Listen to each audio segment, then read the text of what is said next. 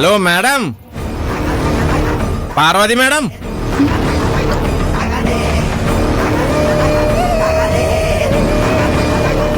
Madam ഈ നാട്ടിലെ തമ്പുരാട്ടി ആയതുകൊണ്ട് വഴി നീളെ മാഡത്തിനെ കാണാൻ ആൾക്കാർ കാത്തു നിൽപ്പുണ്ടാവുന്നു.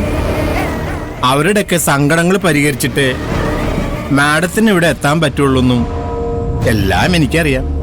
സോറി. അയ്യോ, എനിക്കല്ല, അടിയന്. ഈ അടിയനെ അറിയാം. എന്നാലും ഒരു ചൂലും തുടപ്പയും മാഡത്തിനെ കാത്ത് ഇവിടെ കിടപ്പുണ്ടെന്നുള്ള കാര്യം മാഡം ഇടയ്ക്കിടയ്ക്ക് ഒന്ന് ഓർക്കണമായിരുന്നു. തോന്നിയ സമയത്ത് വരിക, തോന്നിയ സമയത്ത് പോവുക. തമ്പുരാട്ടിയെ നോക്കി ആരെങ്കിലും കണ്ണുരുട്ടിയാ ചോദിക്കാൻ കൈലാഷ് സാർ വരുമല്ലോ.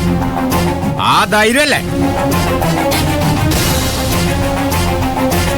കൈലാഷന്റെ മൂക്ക് ചെത്തിക്കളഞ്ഞാലും സാരമില്ല. ഇന്നത്തെ നിന്റെ പകുതി ശമ്പളം കട്ട്.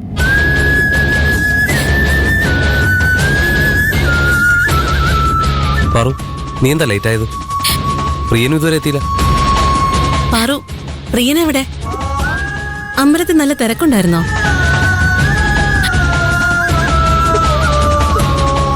നീ എന്താ ഇങ്ങനെ നോക്കുന്നത്? ഇന്ന് പ്രിയന്റെ അച്ഛന്റെ ആണ്ടാ. എല്ലാ ആണ്ടിനും പ്രിയൻ അമ്പലത്തിൽ പോയി അച്ഛന് ബലിയിട്ടിട്ടാ ഇവിടെ ജോലിക്ക് വരാ. നിങ്ങള് വരുന്നത് കാണാഞ്ഞപ്പോ പ്രിയന്റെ കൂടെ നീയും അമ്പലത്തിൽ പോയിരിക്കുമെന്നാ ഞാൻ കരുതിയേ. അതാ ഞാൻ അങ്ങനെ ചോദിച്ചേ. അവനിത് എവിടെ പോയി?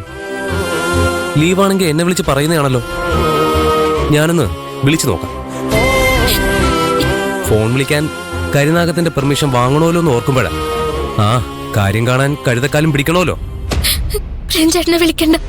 എന്താ പാറു? ചേട്ടൻ ആശുപത്രിയില. പ്രിയൻചേട്ടൻ ആശുപത്രിയിലാണെന്നോ? പാറു, പ്രിയൻ എന്താ പറ്റിയത്? 3-4 പേര് വന്ന് അടിച്ചു. നീ എന്തായി പറയുന്നത്? ഞാനും പ്രിയൻചേട്ടന്റെ വണ്ടിയിൽ ഇങ്ങോട്ട് വരികയായിരുന്നു. അപ്പൊ 3-4 പേര് വന്ന് ബൈക്ക് തടഞ്ഞു നിർത്തി ഞങ്ങളെ വളഞ്ഞു. എന്നെ അവരൊന്നും ചെയ്തില്ല. പക്ഷെ പ്രിയൻചേട്ടനെ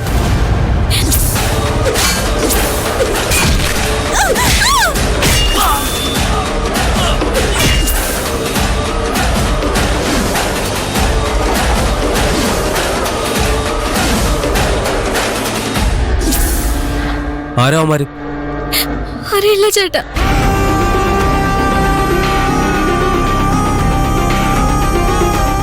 മോഹൻ ചേട്ടാ, എനിക്ക് പ്രിയൻചേട്ടനെ കാണണം. പാവം പ്രിയൻചേട്ടൻ. എനിക്കിപ്പൊ തന്നെ പ്രിയൻചേട്ടനെ കാണണം. എനിക്കും അവനെ കാണണം. നീ വാ. ഞങ്ങളും ഉണ്ട്. എന്താ അവിടെ?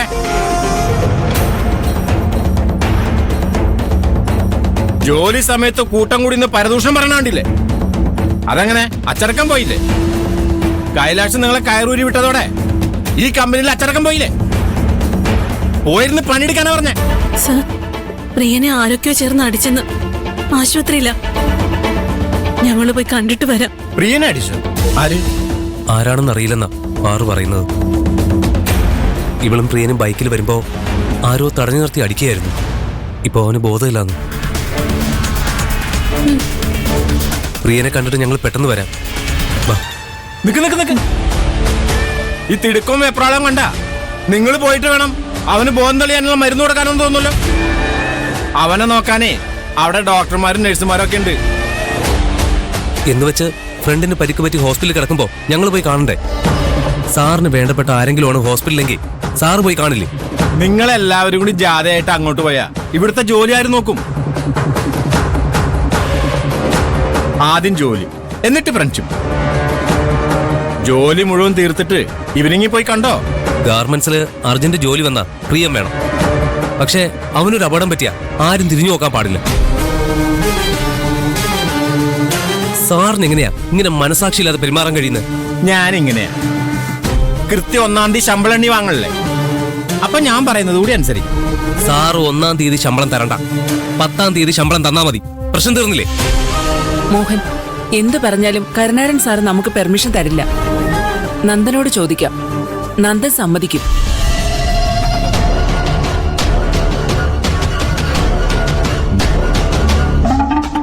നന്ദൻ വരുന്നുണ്ട്, നമുക്ക് ചോദിച്ചു നോക്കാം. എല്ലാരും എന്താ ഇവിടെ കൂടെ നിൽക്കുന്നേ? ജോലിയൊക്കെ തീർന്നോ? പ്രിയൻചേട്ടൻ ആശുപത്രിയില്ല. ഇവർക്കെല്ലാവർക്കും ആശുപത്രിയിൽ പോയി പ്രിയൻചേട്ടനെ കാണുന്നുണ്ട്. പക്ഷെ കരുണാകരൻ സാറ് ഇവരെ പോവാൻ സമ്മതിക്കുന്നില്ല. അല്ല, പ്രിയൻ എന്താ പറ്റിയത് പാർവതി? ആരൊക്കെയോ ചേർന്ന് അടിച്ചതാ. മാഡം, ജോലി ചെയ്യാതെ കറങ്ങിയെടുക്കാനുള്ള ഒരു കാരണം കിട്ടി, അല്ലാതെ പ്രിയനോടുള്ള സ്നേഹം കൊണ്ടൊന്നുമല്ല.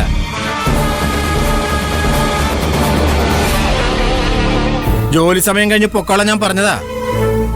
ഇവരെല്ലാവരും ജോലി ബാക്കി വെച്ചിട്ട് പോയാ കമ്പനിക്ക് എത്ര നഷ്ടം, അതൊന്നും ഇവർക്കറിയണ്ടല്ലോ. കരുണാകരൻ പറഞ്ഞതാ ശരി. ജോലി സമയം കഴിഞ്ഞിട്ട് പ്രിയനെ പോയി കണ്ടാ മതി. എല്ലാവരും പോയി ജോലി ചെയ്യ്.